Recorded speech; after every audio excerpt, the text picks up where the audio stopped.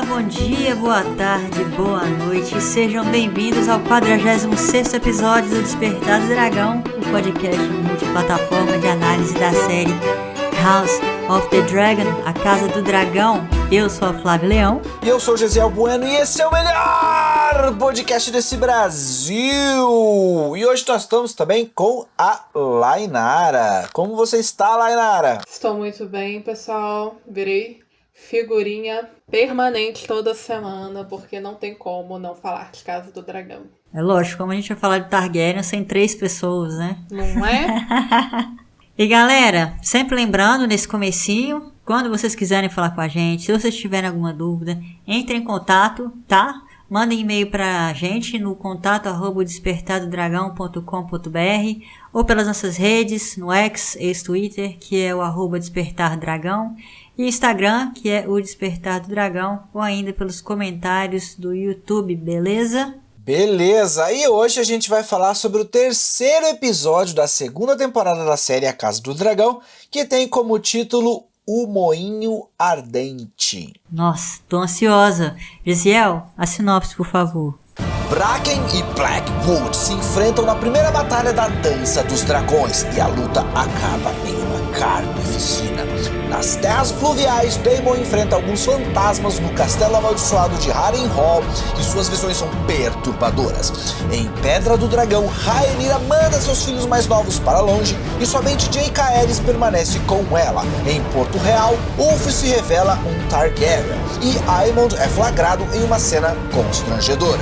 Depois de autorizar que Criston Cole siga para Harrenhal, Aegon resolve se juntar ele mesmo à batalha, montando Sunfire. Mas Larys Strong o convence a ficar e é nomeado oficialmente como Mestre dos Sussurros. Rhaenyra e Alicent se encontram e têm uma conversa definitiva. Gente, eu tenho que falar que eu ouvi gente falando mal do episódio e eu pessoalmente tenho que xingar essa pessoa. A pessoa que fala mal, a pessoa que fala mal do episódio, ela tem, não sei, cocô na cabeça, não sei, eu sinceramente não sei. Bom, pra mim não tem problema criticar alguns aspectos da série. Sim, mas falar que um episódio é ruim ou mal, gente, é muito... pelo amor de Deus. 880, né? Mas posso abrir já com um comentário? Claro. Porque tá mais fresco na minha mente, né? Acabei de assistir o episódio praticamente. Eu amei a introdução dos Bracken ou dos Blackwood, começou aquela rixa, né, e tal, pá. Aí, de repente, acabou, tipo assim, nem aconteceu. Aí, no final, não cortou, nós não vimos a batalha, né? Fomos isso privados, aconteceu fora da tela. Fomos privados. Aí, quando eu vi aquele mundo de corpos, eu pensei, peraí, gente, eu tenho a impressão de que isso aí é importante, não era? Tipo, cortaram? Mas eu entendo porque a gente tem que entender o seguinte, a série tem, apesar de grande, esse orçamento é limitado e a gente sabe que estão chegando aí algumas batalhas que vão ser definitivas e serão muito caras para poder acontecer a adaptação. Então, faz sentido que haja uma certa economia nessas batalhas menores, para que os episódios com batalhas maiores, mais complexas e batalhas de dragons possam ficar perfeitos. Então tá perdoado por causa disso. Mas em teoria, como essa é a primeira batalha oficial, é o que deu a entender, né? É um primeiro conflito assim em grande escala, acho que seria legal ver assim o fervilhar, né, desse conflito, assim, tipo, sei lá, o sangue no olho que está se espalhando pelo reino, não só entre monarcas, né? Ainda mais que é rixa de casa, né? Tipo, torcida organizada. Acho que seria interessante. E se não me engano, essas casas aí que se dilaceraram, o menino, acho que da casa Bracken, apareceu lá pedindo a mão da Rhaenyra, né? No começo, quando ela era novinha. Sim, teve um E ele puxou deles, a espada pro outro cara, não rolou? Foi. Eu não tenho certeza se foi exatamente ele, mas foi um deles, né, dessas duas casas aí. Mas eu acho que não era tão importante mostrar assim a batalha em si, porque o que era mais importante é mostrar a consequência, né? Não, mas aquele corte, gente, eu fiquei impactadíssima. Eu pensei, nossa, vai ser só uma briga assim, brigazinha de punho, dois garotos se desentendendo, aí de repente corta. Todo mundo morto, um campo ensanguentado de batalha. Nossa! E a transição é muito legal, né? Muito interessante. Foi uma boa transição. Mas aí quando veio, ué, ok. Cadê? Tipo, vamos morrer todo mundo.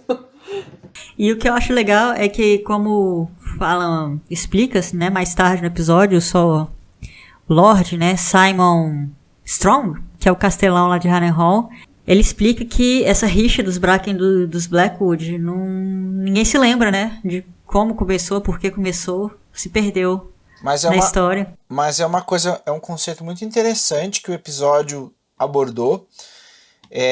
Novamente, né, os livros eles sempre abordam esse assunto e a série está começando a abordar também, que é o impacto que tem ali na plebe mesmo, né? Porque quem mais sofre geralmente é a plebe, e os nobres, geralmente quem morre na guerra não é quem provocou, né? Quem provocou a guerra na verdade só toma as decisões, e depois de um momento as guerras, na grande maioria das vezes, elas ocorrem por desinformação, né? Por maus entendidos, que é o que a gente vai perceber também aqui nessa grande guerra, né, que na verdade se originou por um mal entendido, mas que na verdade sempre acaba por ser um pretexto para que haja guerra, né? A gente vê lá que a Rhaenyra, mais para frente no episódio, ela vai até comentar que desde criança os irmãos, né, os homens da família, eles mesmo nas brincadeiras eles já brincavam se preparando para a guerra, né?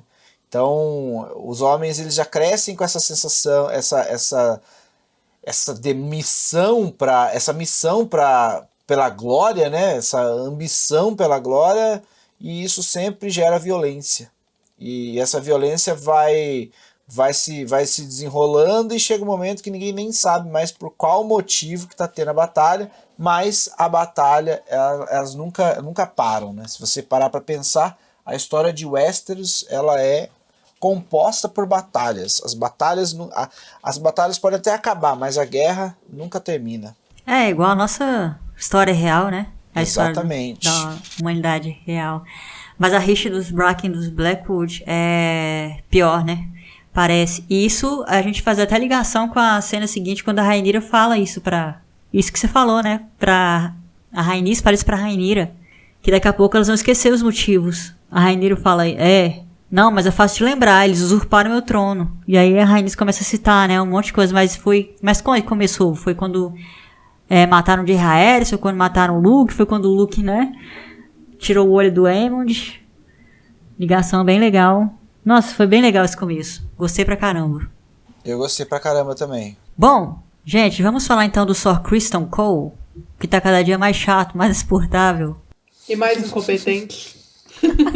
Sir Criston Cole, que agora a gente percebe que tem problemas no ninho de amor, né, com a Alicent. Agora os dois discordam de vários assuntos, lembrando que há um tempo atrás eles concordavam em tudo, mas agora o amor não está no ar, e eles estão discordando, estão brigando, estão se cutucando o tempo todo, se alfinetando, e isso naturalmente vai causar consequências, né? E uma delas é que Criston Cole agora tem cabelo curtinho. Ele não está mais com cabelo comprido, agora ele está com cabelinho de cuia e mudou o visual. E o que vocês acharam? Eu vi naquele, como que é? Inside the Episode, por dentro do episódio, que agora em todos os finais de episódio, tá, gente, tem os diretores, né, falando, os produtores falando sobre o episódio, é legal assistir. Dizendo que esse foi o episódio que apresentou mais camadas do Criston Cole, porque ele aparece sozinho, né, antes de entrar na primeira reunião dele. Vocês concordam com isso? Que ele estava nervoso, que ele estava ansioso, que ele não estava assim tão preparado? Ele estava sozinho, as pessoas não estão respeitando o Sir Criston Cole, ele estava tendo que se impor, né? Então ele chega ali. Agora temos novos cavaleiros da Guarda Real, porque, como a gente viu no último episódio, houveram mortes, né? Houveram perdas no contingente ali da Guarda Real. A gente houve uma baixa, né? Teve uma baixa, e aí, para compensar, colocaram os idiotas que são amigos do Aegon. Você percebe que são os amigos dele, eles não são honrados, não são cavaleiros de verdade, mas eles são membros da nobreza, né? São amigos ali do Aegon. E aí, ele, obviamente, tinha vagas na Guarda Real, ele decidiu favorecer os seus brothers, que não tem nada de Guarda Real. É bem homem hétero mesmo, querendo ajudar os parceiros. Mas eu não entendi bem esse conflito do Criston Cole, porque pra mim ele sempre pareceu uma pessoa muito arrogante, muito convencido de si, né? Tipo, então aquela insegurança, não sei em que atendeu ele, tipo, ele tá triste por quê? Porque depois de competência atrás de competência ele consegue cargos mais altos, tá batendo síndrome de impostor? Porque é a única explicação, né? É porque ele não é político, né? Ele sempre foi soldado, Cavaleiro, militar. né? Ele não é homem de pensar, estrategista que nem o Soroto, né? Aliás, estratégia é algo que não tem mais na Fortaleza Vermelha, né? Ninguém ali é estratégico. Depois que saiu o Soroto, todo mundo no pequeno conselho só quer saber dos seus próprios interesses. Eu gosto do Lord Jasper. Aquele Lord Jasper tem a língua afiada, eu gosto dele. Sim, mas não é estrategista. Ele pode até acertar em algumas coisas, mas se você vê ali quem tem um plano de batalha, ninguém tem. Quem tinha planos de batalha era o Soroto. Agora, militarmente, a Fortaleza Vermelha está muito fragilizada. Tanto que gente, agora o Larys Strong, que está sendo o cara mais sábio ali do rolê, na Fortaleza Vermelha. Né? Então, para você ver em que pé chegamos. Só ele sabe lidar com o Aegon, gente. Só ele sabe lidar com o Aegon, só ele sabe ali o que é bom e o que não é pro reino, né? Então, cara, decisões ruins podem causar derrotas importantes, né? Que podem acarretar aí em problemas. Inclusive, né? Isso virou padrão. Quem segura o reino unido, ou assim, pelo menos nas aparências, são os mestres dos sussurros, porque o Lord Varys era a mesma coisa, a Mysaria tá indo para esse caminho, e a Rhaenyra também tá muito mal servida com aquele conselho dela, misericórdia. Não é? Porém, ambos tanto Pedra do Dragão quanto Fortaleza Vermelha estão com os conselhos bem fragilizados, né? Em relação Onde a Rhaenyra arrumar aquele conselho, gente? Em relação à estratégia. Porém, a Rhaenyra, diferentemente do Aegon, ela é muito inteligente e ela não toma as decisões só porque o conselho mandou. Ela se impõe, vai ponderar, ela se impõe, ela não toma decisões pelo menos no momento, né? Ela não tomou decisões de cabeça quente, ela foi pensar, foi consultar outras pessoas, né? E acabou que ela se provou até, de certa forma, pelo menos por enquanto, até de uma forma acertada, né? Ela teve uma estratégia aí que a gente vai falar mais pra frente e que, resolveu alguma coisa? Não. Mas deu uma compreensão maior aí para os lados, né? Deixou claro. Nossa, eu acho que resolveu muita coisa. Não, não resolveu, porque o problema tá ali, né? A guerra vai rolar. Né? Mas agora não é mais uma guerra de ignorância, é uma guerra intencional. É uma guerra que, agora tá tarde demais, né? Agora que tá rolando mortes, agora já tá rolando umas paradas mais tensas aí, então não tem mais o que fazer. Aliás, eu gostaria de lembrar aqui que nós que lemos o livro sabemos que quem era a mão da Rhaenyra era o Serpente Marinha. E agora na série ele se mantém afastado, né? Mal aparece. Não sei, eu não tô pegando a ideia dele. Esse papel de mão tá sendo assumido pela Rhaenys. Então, mas aí eles trocaram. O Corlys, ele só existe ali pra ficar trocando ideia com a Rhaenys. Não tô entendendo. O Corlys tá meio perdido no rolê, gente. Pra mim não tá rolando. Pra mim esse lance aí esse Corlys não é meu Corlys. Não é o Corlys que eu conheço dos livros.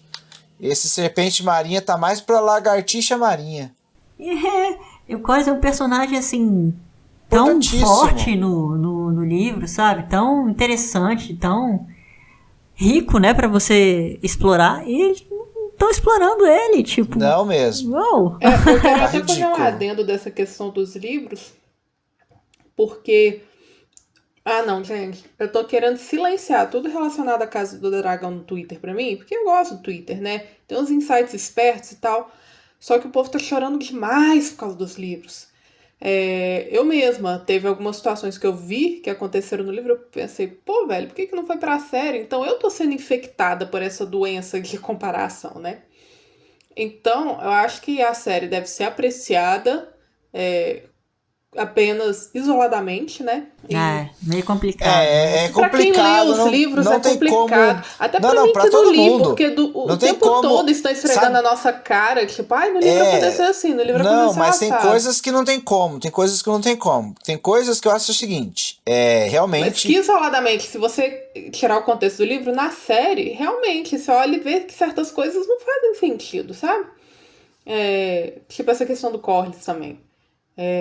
Aí quando você vai ver a charação do povo na internet, fica pior ainda. Parece que a minha experiência tá sendo um pouco afetada por causa disso. Game of Thrones a gente não teve tanto esse charamingo, porque acho que, pelo menos nas primeiras temporadas, as adaptações ficaram muito bem feitas. Eles conseguiram mas eu vou te falar, é o que eu falei no último episódio. É mais fácil adaptar... O Tyrion no livro é um crápula. O Tyrion nos livros é assim, ele tem umas atitudes bem questionáveis, mas pra ficar mais palatável... Não, mas ele foi muito bem adaptado, porque mesmo no livro, o Tyrion é um dos personagens mais interessantes. Tanto que ele tem várias decisões erradas, mas ele é um dos personagens mais sensatos, e ele é um dos personagens mais amados nos livros também. Então, a forma como ele foi adaptada foi excelente. O que acontece é o seguinte, é o que eu falei no último podcast. Adaptar Game of Thrones é mais fácil do que adaptar a Casa do Dragão. Lembrando que... Porque a Casa do Dragão tem começo, meio e fim, gente. Não, mais uma vez. Game of Thrones, né, a Canção do Gelo e do Fogo, é descrita em detalhes, em formato literal. Então você pode pegar o diálogo e só transpor pro livro. Casa do a Dança dos Dragões, não. Fogo e Sangue. Fogo e Sangue, Dança dos Dragões é a guerra que vai acontecer agora. Mas Fogo e Sangue acontece em formato de prosa, então é outro rolê, outro formato de descrição. Você precisa escolher o que realmente aconteceu na história, você precisa tomar decisões, e a partir dessas decisões que você vai trabalhar roteiro, vai trabalhar texto. Mas eles estão inventando situação que nem aconteceu, gente. Mais ou menos, porque tem muitas coisas no livro, muitas passagens no livro que elas têm uma dubiedade. Então a gente não sabe exatamente como elas aconteceram, porque cada fonte conta a história de um jeito. Aí a gente cria, inclusive, quem nos ouvia já no nosso podcast antigamente, lembra que a gente dava a nossa opinião para dizer o que a gente achava de várias cenas, porque algumas cenas realmente não tinha como adivinhar, né? Mas algumas a gente podia tentar. Então a gente tentava falar, o que você acha que aconteceu? Para mim aconteceu isso, por quê? Porque depois aconteceu isso, tal. Então meio que a gente criava teorias, lembrando, são teorias que não foram comprovadas e nem refutadas, tanto nos livros quanto nas séries, porque são teorias, né? Teorias que a gente criou. Tipo, mano, eu acho que foi isso que aconteceu, a partir de tudo que eu conheço do personagem, a partir das consequências. Um exemplo é o seguinte, o próprio Criston Cole, a relação dele com a Rhaenyra. O que é que fala no livro? Que o Criston Cole era o guarda da Rhaenyra e tal. Quando começou esse negócio, aconteceu alguma coisa que ele passou pro lado dos verdes. Beleza, isso a gente sabe, ele era do lado da Rhaenyra e passou pro lado dos verdes, ok. Aí tem as teorias, ou o Criston Cole rejeitou a Rhaenyra, ou foi ela que rejeitou ele. Entendeu? A gente não fica, isso fica no ar, a gente não sabe. Aconteceu alguma coisa. Não sabe. Aconteceu uma treta entre os dois e o amor virou ódio. Mas a gente não sabe exatamente o que aconteceu. O livro não a explica. série escolheu que foi ela que rejeitou ele, entendeu? E fez total sentido, né? Porque, tipo, um cara que rejeitou uma mina não ia ficar odiando ela depois, né? Agora, uma mina que iludiu o cara e o cara ficou putinho, faz sentido ele se tornar um inimigo depois. Então é isso, mas Lainara, o meu choro é porque o Corlys é um dos meus personagens favoritos. Não sei se eu já falei isso. O cara é mó legal, personagem mó interessante. E na série, não, é quase um Zé Ninguém. Largada as traças. Gente, agora eu quero falar sobre a cena do Daemon lá em Harrenhal. Foi muito bom aquilo. Cara, foi uma cena muito legal. Pra mim, eu acho que uma das melhores cenas do episódio. Direção de arte. O que foi a adaptação de Harrenhal? Eu gosto da história. Nos livros eu gosto. Sempre quando tem alguma passagem, alguma coisa em Harrenhal, eu gosto. Mas a série conseguiu, tipo, criar uma sensação que, tipo, é um castelo, mas quando você entra, você se sente oprimido lá dentro, né? Porque as paredes têm histórias. E é o maior castelo, né? É o maior castelo de Westeros. É um castelo que ele é muito complicado, porque ele está numa posição estratégica muito interessante, mas é um castelo que tem uma complexidade para você poder reformar ele. A gente pega na história ali, enfim, várias coisas que aconteceram de tipo assim, você abastecer o castelo, deixar o castelo poderoso, mas exaurir os recursos da região e recursos esses que são valiosos, inclusive para serem utilizados na guerra. Então, tipo, Harrenhal sem dúvida, é um dos locais mais emblemáticos de toda a Westeros. Eu também achei a cena sensacional. Porque o Daemon, né, cabeça esquentada, a gente achou que ele ia descer lá sentando o dedo. Mas à medida que ele foi adentrando o castelo, foi construindo aquele suspense, sabe? Como se alguém fosse surpreender ele. E o Caraxes lá fora, meio que montando vigília e tal. Pra no fim... concluam, porque foi muito chique. Foi muito chique. A impressão que eu tive é que o Daemon saiu da realidade pra entrar num mundo meio mágico, sabe? Então, galera, seguinte, maldição. A série já estabeleceu que um dos maiores poderes dos Targaryen não são os dragões, são suas previsões, né? Então, eu acredito que aquilo foi uma espécie de previsão, uma espécie de aviso de algo que pode acontecer no futuro. Quem já leu os livros sabe do que eu estou falando, tá? Mas tem uma coisa até mais complexa, porque a gente vê ali que tem uma árvore coração né? Tem, e a gente sabe que essas árvores coração tem toda uma religião ali que segue elas, né? E a gente sabe que elas são conectadas de uma forma mística, assim, sobrenatural, uma com a outra. E aí ele tem essa visão justamente ao pé, né, da árvore coração. E me chamem de louca, mas eu super moraria no castelo de Harrenhal, aquele tanto de chuva escuro. Louca. Aliás, o episódio choveu pra caramba, né, nesse episódio. Me identifiquei com a estética de Harrenhal. E nossa pergunta foi respondida, né, sobre a relação do Lord Larys com Harrenhal. Foi, eu ia falar isso. Nossa, na hora eu soltei Ele não é. um suspiro de alívio, porque aquilo tinha ficado em aberto, né? Foi uma aba que eles não fecharam, e a gente achou que era do Larry, só que não. Os Strong... simplesmente não reconhecem ele como seu Lorde, né?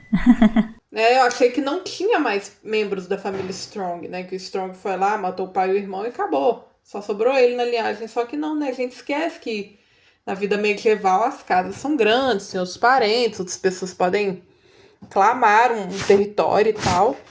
E eu fico feliz que não tá na mão dele, daquela cobra venenosa. Eu achei muito legal esse castelo ser coberto por essa aura de magia, assim, sabe? Porque a história do castelo é muito forte, né? Aquele castelo gigante, o Daemon fica procurando ali, ninguém vai me enfrentar, só que só de repente ele entra, tipo, meia dúzia de pessoas ali, uma coisa decadente. Os caras tomando um jantar, né? Comendo um jantar. Tipo, num lugar tão poderoso assim, nossa. Quebra total de expectativa. É realmente do mal. Foi muito legal essas. E, Gesiel, eu não vou dar spoiler não, eu só quero saber se você lembra quem é aquela moça que falou, você vai morrer aqui. Nossa, eu tenho uma lembrança dela, mas eu não vou saber precisar o nome dela. E eu vou lembrando de alguns eventos que ela vai desencadear, só que ao longo do rolê. Então não vamos falar sobre ela ainda, porque nem foi falado o nome dela ainda, né? Vamos deixar pra quando ela... Mas eu gostei muito da figura dela, fantasmagórica. Não, é bem interessante, Ela me lembrou, assim, a Morgana. A Morgana, é mesmo, Lainara. Ela é tipo uma Morgana mesmo. Pois é. E aquela letra que ela mandou pro Daemon depois, eu fiquei... essa aí sabe das coisas. E olha... Eu fiquei feliz de ter visto a Millie Alcock de novo. Sim, eu também. Sim, maravilhoso. Resgataram Millie Alcock. Apesar da cena ter sido meio aflitiva, né? Gente, agora a cena... Nossa! Quero falar daquela cena que foi uma das que eu mais gostei também. Que é a do Criston Cole com o irmão da Alicent, né? O Lord Gwyenne Hightower. Quando eles estão ali num descampado... E de repente aparece quem? Baela e sua Baila-Lua. E eles estão numa corrida, foi muito legal. Eu ri muito naquela cena.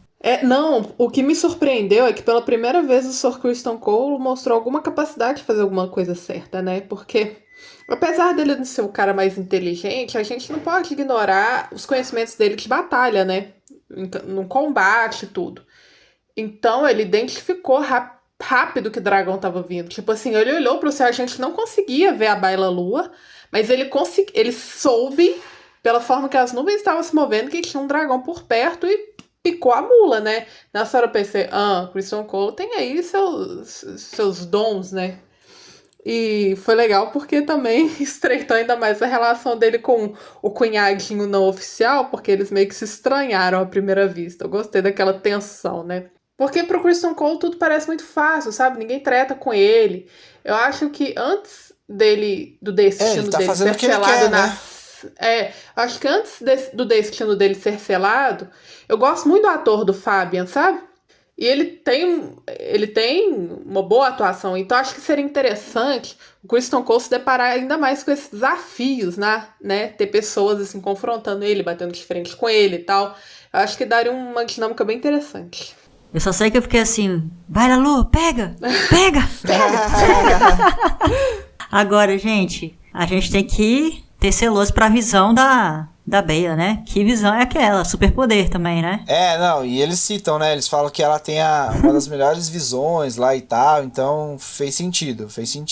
Mas é visão de águia mesmo. Filha do Daemon mesmo, né? E a mãe dela também era uma excelente montadora, né? A mãe dela montava vagar. Super poderosa. É uma pena. A Lena também é um personagem bem legal, viu? Apesar de ter aparecido pouco. Gente, e a despedida dos príncipezinhos?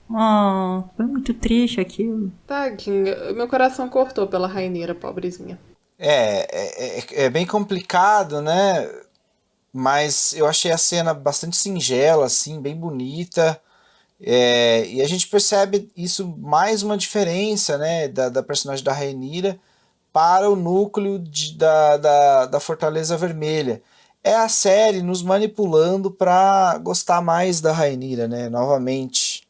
Não que a série precisa se manipular muito, né, gente? Lainara, vamos aproveitar que você tá aqui e você não leu o livro, porque nós já sabemos, Gesiel e eu, nossos ouvintes, pelo menos a maioria, o que vai acontecer, as consequências dessa decisão da Rhaenyra. Eu quero saber se você acha que foi boa essa decisão. Você acha que você faria a mesma coisa? Eu faria, gente, porque assim, os meninos pequenininhos, né, não tem que ficar se envolvendo na guerra.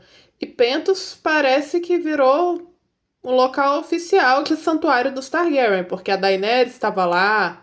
Daemon ficou lá, né, com a É, família. eles fugiram pra lá e ficaram lá vivendo de boa muitos anos, né? Então acho que até o local que ela escolheu foi estratégico. Bateu uma dosinha da reina, né? Porque ela ficou de babaca de pirralho. Aí ela, pô, eu senti muito assim. Me pegou por um lado pessoal, porque eu tenho uma pessoa próxima de mim que tá nessa fase que não tem um propósito de vida e que acha que o propósito dela é só servir, né? E a coitada, o próprio Corlys falou mal da neta, falou que ela não entende de marés nem de dragões. Eu pensei, porra, velho, precisa humilhar a menina? Nossa, não sabe nada, né? Não monta dragão, não sabe de barco, Tipo, não sabe basicamente nada. chamar a neta de inútil na cara dura, né? Eu não sei se ela vai ter um papel importante no futuro, eu espero que tenha. Tanto para a sobrevivência lá dos Velaryon, apesar de que os Velaryon não passam o suficiente para chegar em Game of Thrones. Mas, querendo ou não, ela tem uma grande responsabilidade. Ela só não entendeu isso ainda, né? Porque ela meio que iria. É o lado Targaryen. É o lado Velaryon, né? Ela nem Targaryen, porque ela é filha do Daemon. Ela quer um pouquinho da glória, quer um pouquinho do reconhecimento e tal. Mas vamos ver quais serão os próximos passos. E os filhozinhos da Rhaenyra, eu espero que eles sobrevivam, né? Os pequenos, tadinhos. Quer dizer, o Joffrey eu mais ou menos sei o que vai acontecer com ele, né? Com os dela e com o Daemon, que eu tô meio assim, perdida no rolê. Pois é, agora ela só tá com o Jace, né? Só o que é isso. Só o Jace em companhia da mãe. Mas enfim, né? Teve lá aquele fanservice também dos ovos da Daenerys. Pois não é. se sabe se são os ovos da Daenerys, né? Porque A ali não diretora tem ovo confirmou preto. que era. Mas não tem ovo preto. A diretora confirmou que era.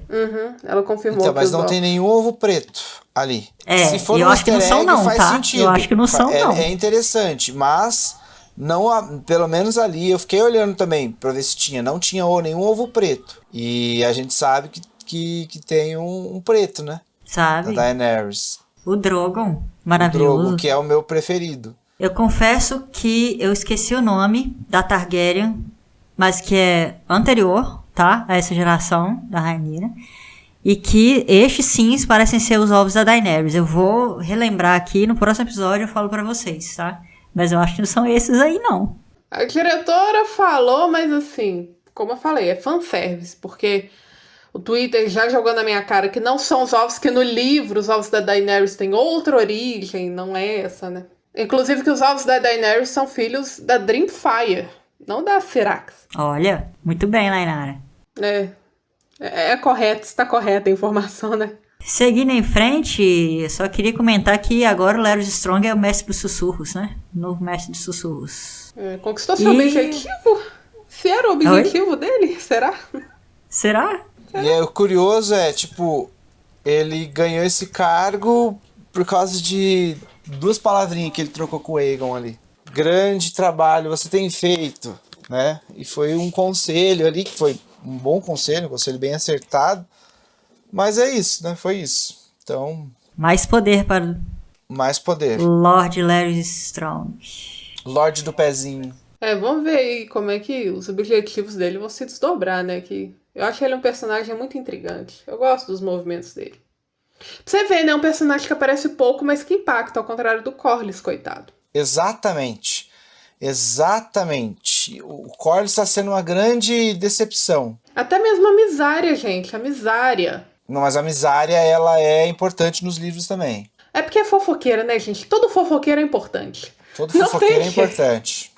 Misária e Larys ia ser o combate mais sensacional Aham. De em influências. toda a história. Porque os dois eles podiam acabar com a guerra assim, com o estalar de dedos, matando todo mundo assim, facinho. Bom, vamos caminhando então pra uma das últimas cenas, que é a cena da taberna. Nós temos a confissão do Ulf, o branco, de que ele é um Targaryen. Filho de quem? Do Baelon. Baelon Targaryen. Que é um personagem que a gente não sabe se vai continuar, né? Que se vai ter relevância, vai continuar tendo relevância, mas Vai, claro que vai, Gisele. Cadê sua memória? tá fraca hoje. Não, tipo assim, eu fiquei me perguntando quem ele era, né? Eu pensei, bacana, mas personagens pequenos sendo introduzidos. E a internet, mais uma vez, falando, não, que afronta, ele falando que é filho do Balon. Gente, que é Balon? Tipo, aí o povo falando que eu quero o rei mais fiel de todo o universo de Gelo e Fogo. Ele nunca seria o bastardo do Balon. Aí eu procurei saber sobre o Ulf, que minha curiosidade, né, foi atrás. Gente, eu vou ter que ler o livro de fofocas dos Targaryen. Mas não fala as origens do Ulf, só fala que ele é uma das sementes do dragão. Mas não fala de onde ele veio, né? Quem é a paternidade dele, né? Então vai saber. Será que é mais um dos caminhos da série que escolheram? Realmente, ser bastardo do Balon não faz muito sentido, não, viu? Mas não faz sentido pra quem lê os livros. Pra mim, que não li os livros, eu pensei, só mais um filho de um Targaryen aí. Sabe? Então, será que vale a pena todo esse arranca-rabo? Porque, como eu falei, eu tenho certeza que a maioria da audiência que assiste A Casa do Dragão não lê os livros. Com certeza não leu. Menos nossos ouvintes queridos, né? Não é? Mas é porque os nossos ouvintes são um público seleto. Seleto, exato. Então a audiência leiga, na qual eu me encaixo, eu penso... os Targaryen são bons em fazer bastardos. Normal. Eu só achei ele muito velho, né, gente? Uf. Ele é velho assim mesmo? Ele não é... Mas se ele é irmão do Viserys, né? Todas as casas, gente, todas as casas são... Não, mas na descrição dos excelentes em livros, fazer ele era bastardos. velho? Não. Pois é. Não fala. A Lainara fazendo etarismo aqui no podcast. Ai, socorro. Não me processe. E aí chega o Aegon. Nossa, cara chato. O Aegon é chato pra caramba. O nome dele não devia ser Aegon Magnânimo, devia ser Aegon, rei dos bordéis. Aegon chato. Rei dos bordéis. Nossa senhora, esse menino não sai da putaria. O Aegon é aquela, né? O Aegon é aquela. Ele é um cara que ele não sabe ser rei, ele não sabe se impor como rei. E aí, para ele ter alguma relevância, ele vai invadindo prazeres alheios, né? Vai entrando ali onde as pessoas estão se divertindo, sem ser chamado, sem ser convidado. Ele é estraga o prazer de todo mundo. Todos os lugares em que ele se encontra. Ele é um cara carente pra caramba.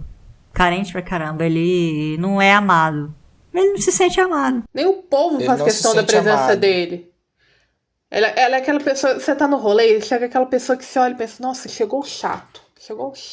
Lembra até daquela cena, Vocês lembram da cena da primeira temporada, logo antes da coroação? Que ele pergunta pra mãe, você me ama? E ela hesita, ela nem responde. Não seja ridículo, foi isso que eu Porque quem amaria um capeta desse? A minha única expectativa do Aegon é que ele cresça pra cima da Rhaenyra e a gente veja mais tretas de família. Porque essa Alicent já deu o que tinha que dar.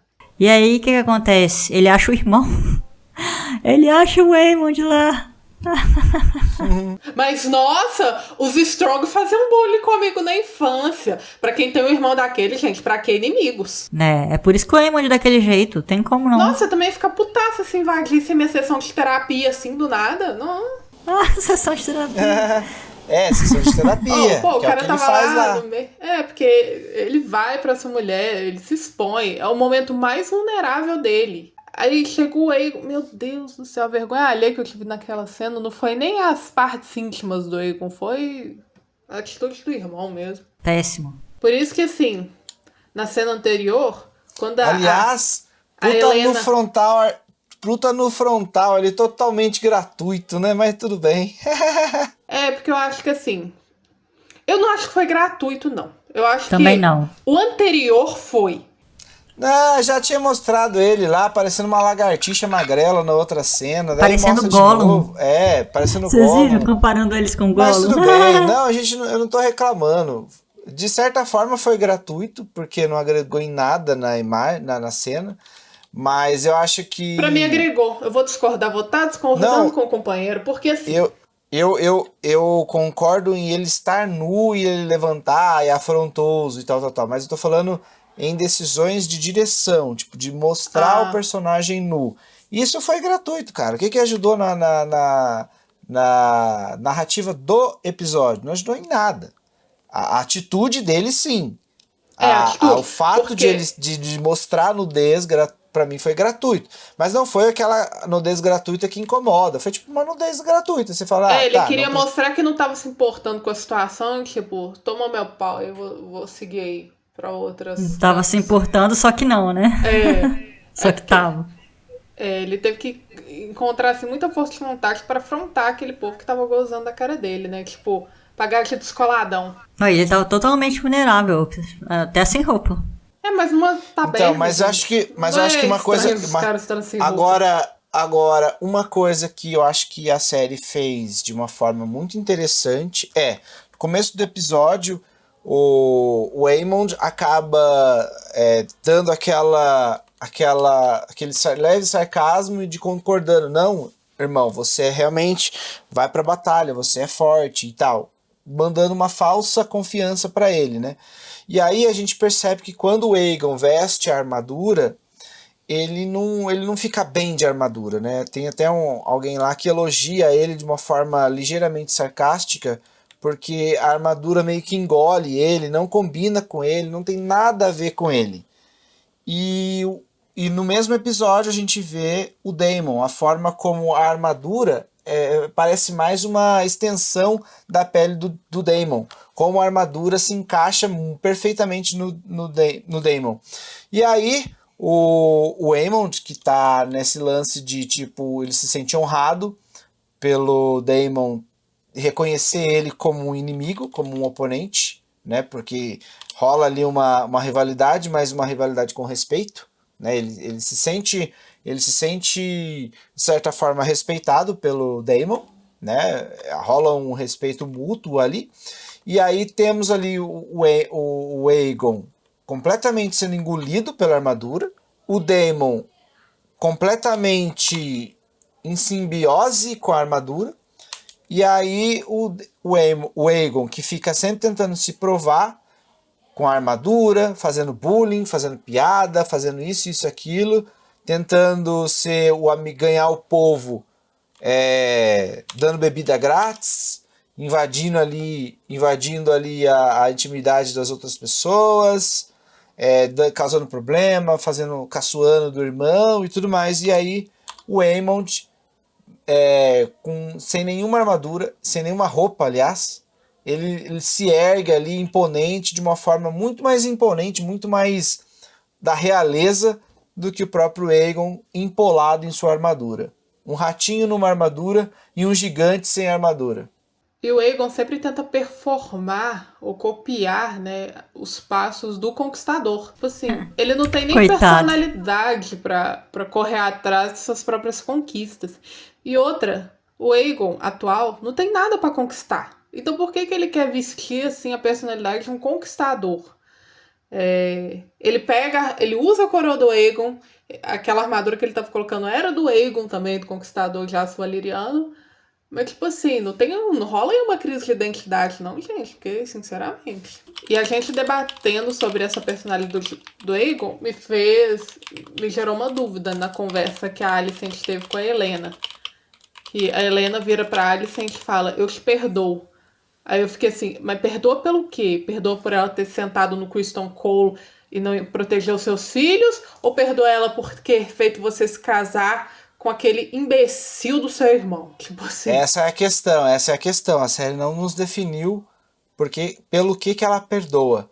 A gente percebe que a Alice estava se sentindo culpada, então ela já tentou consertar essa situação, né, falando num outro episódio sobre aquilo que você viu e tal, e ela acabou ignorando ali a pergunta, né?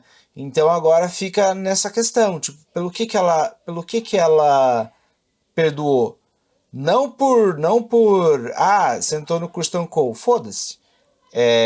A questão é, tipo, você estava com o Criston Cole na hora que você poderia estar protegendo o meu filho, né? Então eu acho que é interessante esse feeling aí. E tá no ar, né? Tipo, pelo que ela perdoou? Ainda não sabemos. E a Selena tá bem blasé, né, gente? Tá aceitando a morte, né? Separando dos livros, tirando o contexto dos livros, mesmo tirando do contexto dos livros, ela tá muito conformada, tipo, parece que foi um favor que fizeram pra ela, sabe? Porque ela tá tão de saco cheio dessa família que, tipo, Não que um favor, né? Mas uma sensação de tipo, ah, morte é assim, morte chega pra todo mundo, né? não, mas é o seu filho, cara. Então eu fico pensando, será que eles querem mostrar na série que ela, assim, não considera o Aemon o suficiente nem pra ficar, assim, arrasada pelo seu filho? Porque a própria Cersei, que era fria pra caramba, lamentava a morte dos filhos dela, assim. Nossa, Você era louca via com os É, não, a filhos. no dor. caso da Cersei, A Cersei não era até. dramática, que tipo assim, o povo fala, ai, a Helena ser dramática não condiz com o perfil que foi apresentado na série, ela é autista. Não interessa, gente. Você pode ter a personalidade que for, você vai sentir a perda de um filho, sendo jovem ou não. A Daenerys, gente, a Daenerys que era super nova. E o filho dela era recém-nascido, com o Khal Drogo. Ela, assim, foi quase a ruína dela. E como eu falei, a Cersei, por mais velha que ela fosse, por mais terrível que o Joffrey fosse, você via imprimido na cara dela a dor da perda, sabe? E a Helena tá perdendo isso. Coitada da atriz, gente. Eu tô morrendo de pena da atriz, porque ela entrega muito na atuação. Só que eles estão meio que, ai, dane-se, né? Ela aceitou muito fácil a tragédia. É, isso aí também me incomoda. Isso aí me incomoda Tipo assim, lá bastante. na hora do sangue queijo, ela ter ficado em choque, paralisada, tirar a jarreira de lá. Aquilo ali eu até foi compreensível, mas eu pensei, não, ela vai surtar depois que chega do luto. Nossa, essa menina vai coringar das ideias. Não, tô de boa, te perdoo, mãe, isso acontece. Plebeus também perdem suas crianças. Eu, mulher do céu! É tipo, what? Que isso? Que declaração foi essa? Enfim, né? Vamos ver que eles. Como vai ser o destino que vão dar pra Helena? Que agora eu tô muito na dúvida, que é um dos destinos também mais impactantes do livro. Nem sei mais como é que vai ser feito na série. Sei lá. A Lainara não leu o livro, mas ela pesquisou tudo e já sabe as Não, coisas. eu não Ela já pesquiso. sabe todas as É coisas. internet, gente. É internet. Não entre no Twitter. Não seja fã de nada e entre no Twitter. Porque o algoritmo só te manda coisa daquilo. E te manda reclamação, e te manda detalhe e tal. Eu me sinto uma fraude por não ter lido os livros. Mas eu sei tanto do livro que eu acho que eu não vou precisar, não. De tanto que o povo chora e descreve nas redes sociais. Desculpem, gente. Sou uma Ah, mas fraude. Isso aí. é que a sensação quando você tá lendo o livro é um negócio muito legal. É uma É forma único. de se relacionar com a história, de se relacionar com esse universo de uma forma bastante imaginativa. É bem legal, bem interessante, assim. Tipo, quem não leu, eu recomendo, assim, cara, vai ler. É, é uma leitura gostosa, não é uma leitura chata. Você vai ficar toda vez que você pegar para ler, você vai ficar curioso para saber o que acontece no próximo capítulo. Então eu acho que eu super recomendo, tanto para a Nainara quanto para as outras pessoas. Às vezes a gente fica tipo, ah, mas tem tanta coisa para fazer, preguiça e tudo mais. Cara, tipo, mano, pega para ler 5 páginas por dia, 2 páginas por dia, vai lendo sem pressa, vai curtindo o livrinho, porque no começo você vai começar a ler sem pressa, mas depois de um tempo você já vai estar tão afim que você vai querer saber o que vai acontecer, Eu posso até colocar como exemplo a própria Canção do Gelo e do Fogo, né? Quando eu comecei a ler, eu já tinha assistido alguns episódios da série, tava empolgado com a série, mas não tava mega empolgado, né? E aí eu fiquei tipo, pô, vou ler esses livros. Eu peguei o primeiro, falei, nossa, vou ler esse livro aqui. Era uma fase que eu tava lendo bastante, né? Ah, vou ler esse livro aqui, mas tipo, vou lendo aqui, leio, paro um pouco, pego outra coisa para ler também. Cara, e aí eu me apaixonei, e aí eu queria sempre saber o que ia acontecer no próximo capítulo, na próxima página. E aí me apaixonei por esse universo, né? E é, lendo Fogo e Sangue, eu me senti bastante semelhante, assim. Também ficava curioso, queria saber o que ia acontecer no próximo capítulo. A gente lia um capítulo por quinzena, era isso, Flávio? Era. Saudade dessa época, inclusive. Saudades dessa época. Um capítulo por quinzena, mas quando a gente chegou no final, a gente já tinha lido o livro inteiro, porque E passou curiosidade, né? tão rápido. Você fica curioso para saber o que vai acontecer, não dava para ler apenas um capítulo por quinzena. Bom, então só pra finalizar, tem a cena final, né? A conversa da Alicent com a Rhaenyra, que se infiltrou lá Da forma mais em Porto fácil, Real. mais sem vergonha possível. Fortaleza Vermelha já foi melhor, viu, gente? Só colar, só colar. Quer entrar na Fortaleza Vermelha, é só colar que entra. Vocês lembram que a Rhaenyra saía também pro Porto Real só vestida de pajem? Aham. Aí ninguém reconhecia Colocava um ela. bonezinho e já era. Ai, os disfarces dessa série, desse universo me matam, gente. Agora ela vestiu de Septã e conseguiu entrar. Ninguém Ai, reconheceu. você parece tanto com a Rhaenyra. Ah, não, mas você tá vestido de Septã, pode passar. Nem Cara, vou- nem vou perceber é no meio você. de uma guerra. No meio de uma guerra, as pessoas têm que aumentar a guarda. E aí entra... entra a Rhaenyra. Se ela falasse, quer saber, eu vou acabar com essa guerra, eu vou lá, vou matar o Aegon. Ela matava o Aegon. Né? Não é? Acabou.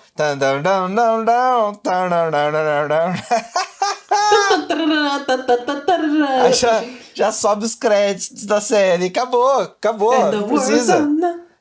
Tá com medo dos dragões. Que dragão que acabou? Não tem mais Aegon. Acabou a guerra. Vai, bota os dragão ali de novo pro fosso. Dança nenhuma. Não precisa de Pois dança é. nenhuma. Ai.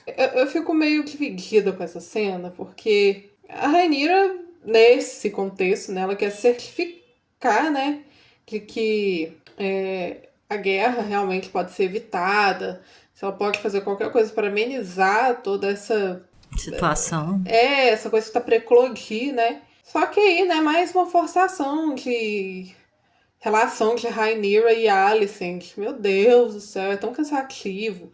E tipo assim, a Alicent ficou com tanto fogo no rabo pra falar com a Rhaenyra, a mulher se arrisca, invade a Fortaleza Vermelha pra falar com a fubanga da mulher, ela toda fria, toda distante, quero parecer descoladinha. Não. E a Rhaenyra lá se humilhando, coitada. Mendigando pra Alicent, mano, vamos parar com isso, pelo amor de Deus, fala com seus filhos. E a Alicent fazendo sonsa, desentendida, não posso fazer nada. Eu gostei dessa cena, achei que ficou tensa, eu achei que... Mas eu gostei da tensão, exatamente. Mas, gente, eu achei que a Alicent se revelou, finalmente. Porque quando a Rhaenyra fala que aquela era a, tipo, como é que é? A profecia do Aegon? E cai a resumindo ficha aqui, dela? Pra quem não entendeu, é o seguinte.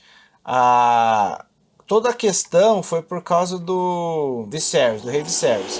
O rei Viserys, a vida toda da Rhaenyra, ele favoreceu ela pro trono. E aí, no momento do leito de morte dele lá, ele fala sobre... as últimas palavras dele é sobre o Aegon, né?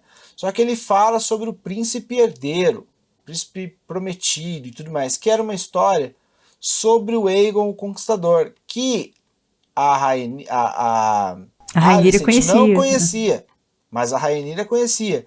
Então, naquele momento, elas ficam discutindo. O que ele falou? Ele falou de mim? Não, eu juro pra você, ele favoreceu o Aegon. E aí, quando ela cita as palavras que ele tinha falado, ela falou, mas ele falou exatamente essas palavras, porque isso aí era a história que ele me contava do Aegon o Conquistador. E aí ela percebe que tudo isso, na verdade, foi provocado por causa de um mal-entendido. Só que assim, eu não acho nem que ela tenha se revelado, tipo, eu sou uma vilã. Não, ela se revelou por causa da reação dela quando caiu a ficha. Eu acho que o lance, que as duas ficaram, mano, nossa, nós estamos nessa treta por causa disso, mano, você é louco. Só que, tipo, agora é tarde demais, né? Não tem como voltar atrás. Mas a Alicent, gente, por mais que ela justifique pra ela mesma que acha que a Rhaenyra seria uma ótima rainha, ela queria favorecer a si mesma, porque ela não queria que o sacrifício dela de ter casado com o Viserys fosse em vão. Tipo, o pai dela arquitetou tudo pra ela ter esse casamento arranjado, ela era infeliz, ela pensa, não vou tirar nada disso, quem vai ganhar é a filha que veio antes. E outra, a Alicent já perdeu muito respeito no conselho. Se quando o Otto tava, ela não tinha voz ativa, com o Criston parece que piorou a situação dela. Então, mesmo se ela quisesse fazer alguma coisa, não tem nada que ela poderia fazer. Que a guerra já tá em andamento. Atitudes foram tomadas e pessoas já pereceram. Mas ela entrou num estado de negação, porque aí ela falou, não teve mal entendido, e saiu andando. Largou a mulher lá no vácuo, a Rhaenyra. Gente, isso me matou de raiva. Falei, agora tá aí a Alicent que eu conheço. Ela ficou mandando cartinha pra Rhaenyra esse tempo todo. Acho que era só pra amaciar o próprio ego, porque na hora do vamos ver, ela foge da raia. E várias pessoas falaram que no final, né, pra você ver, né, quando a atriz é boa, ela é boa. Que viram a mudança de expressão da Rhaenyra, tipo, ali veio a Rhaenyra cruel. Eu pensei, tava na hora, né, gente? Porque no final da primeira temporada, quando ela deu aquela virada, assim, olhou pra câmera, eu penso, nossa, agora vai meter fogo e sangue, vai acabar com todo mundo. Mas, gente, a Rhaenyra tá muito mansa. Eu tô aqui esperando. Cadê a Rhaenyra cruel? Cadê o Dracarys? Cadê ela metendo louco? Tomara que agora ela comece a meter o louco. Ela e o Aegon. Porque a tal da Alicent se demonstrou uma perfeita de uma fubanga que não serve pra nada. Então, põe ela pra escanteio e foca a atenção nos irmãos lutando pelo trono. É isso que eu quero ver. E esse final foi melhor do que no episódio passado, né, Lainara? Bem melhor. Nossa. O núcleo do Aemon é menos vergonhoso do que a Alicent Criston Cole. Bom, pessoal, então chegamos ao final. Essa foi nossa análise do terceiro episódio da segunda temporada de A Casa do Dragão, O Moinho Ardente. Então, nós nos vemos na semana que vem, se Deus quiser e Ele quer. E se vocês tiverem alguma dúvida ou pergunta ou quiserem entrar em contato com a gente, falem com a gente pelo nosso e-mail, pelas nossas redes. E estamos aí pra vocês, beleza? Gente, até semana que vem. Valar do Vaeris. Valar Morghulis.